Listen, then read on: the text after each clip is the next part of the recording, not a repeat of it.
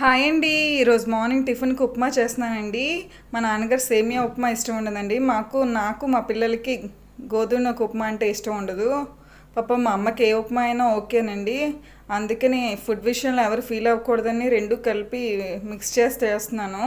First oil వేసుకొని పోపులన్నీ వేసుకోవాలండి. శనగపలుకులు, శనగపప్పు, జీడిపప్పు అన్నీ వేయించుకొని పచ్చిమిరపకాయలు, ఉల్లిపాయలు, కరివేపాకు అన్నీ వేయించుకోవాలండి. ఇది కొంచెం వేగిన తర్వాత టమాటా ముక్కలు వేసుకోవాలి. ఇప్పుడు సాల్ట్ వేస్తున్నాను. ఇది బాగా వేగిన తర్వాత నీరు వేసుకోవాలండి. ఇప్పుడు కొత్తిమీర వేసాను.